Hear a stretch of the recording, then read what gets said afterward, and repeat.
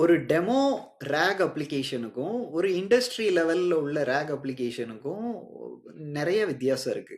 யூசுவலா புரோட்டோடைப்ல வீடியோஸ்ல இதுலலாம் நீங்க பார்க்குறது வந்து அதுக்கான கான்செப்ட். ஃபார் எக்ஸாம்பிள் ஒரு பிடிஎஃப் ஒரு 2, 3 பக்க பிடிஎஃப்ப அவங்க பார்ஸ் பண்ணி, உங்களுக்கு ஓகே. இந்த பிடிஎஃப்ல இருக்கிற கன்டென்ட்ட ரிட்ரைவ் பண்ணி நீங்க என்ன கேள்வி கேட்டாலும் வந்து பண்ணலாம் அப்படிங்கிறத வந்து அவங்க காமிப்பாங்க. அத உங்களால ஈஸியா வந்து பண்ண முடியும். அதே பிடிஎஃப்ல டிஃபரண்ட் ஸ்ட்ரக்சர் இருக்கு.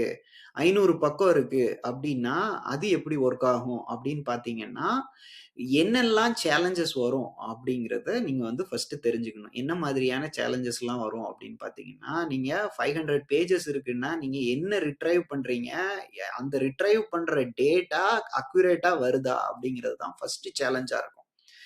அக்யூரேட்டான இன்ஃபர்மேஷன உங்களால ஃபர்ஸ்ட்டு ரிட்ரைவ் பண்ண முடியலன்னா, உங்களோட ரெஸ்பான்ஸும் வந்து அக்யூரேட்டா இருக்காது. ஓகே, அக்யூரேட்டா என்னையால ரிட்ரைவ் பண்ண முடியும். அந்த அந்த ரொம்ப காம்ப்ளக்ஸான அ டேட்டா இல்ல, டேட்டா சோர்ஸ் இல்ல அப்டின்னா, உங்களால ஓகே.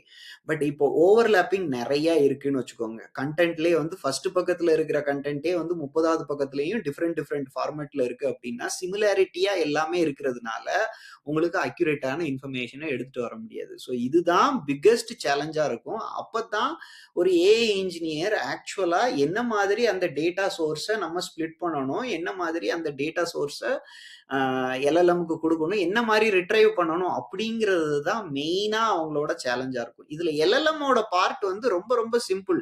அது ஜஸ்ட் என்ன நம்ம கன்டென்ட் குடுக்குறோமோ, அத என்ன ஃபார்மேட்ல அத அவுட்புட் பண்ணணும், என்ன ஃபார்மேட்ல ரிட்ரைவ் பண்ணணும், என்ன ஃபார்மேட்ல அவுட்புட்டா குடுக்கணும் அப்படிங்கிறது, சம்மரைஸ் பண்ணி குடுக்கணும் அப்படிங்கிறத மட்டும் தான் எல்எல்எம்மும், ப்ராம்ப்ட் இன்ஜினியரிங்கும் வந்து பண்ண போகுது. பட் ஆக்சுவல் ரிட்ரைவல்ல தான் வந்து சேலஞ்சஸ் ஜாஸ்தியா இருக்கும். இப்போ அந்த ரிட்ரைவல இம்ப்ரூவ் பண்றதுக்கு நெறைய டெக்னிக்ஸ் இருக்கு.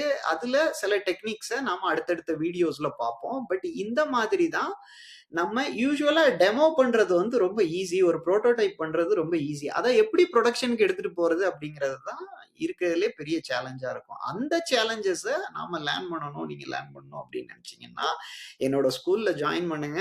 அதுல நான் உங்களுக்கு டிப்ஸ், ட்ரிக்ஸ் அண்ட் எப்படி இந்த மாதிரி இண்டஸ்ட்ரியில பண்றாங்க, ஏஐ இன்ஜினியரிங் பண்றாங்க, பேக் எண்ட் இன்ஜினியரிங் பண்றாங்க அப்படிங்கிறத நான் உங்களுக்கு ஷேர் பண்றேன். Thank you.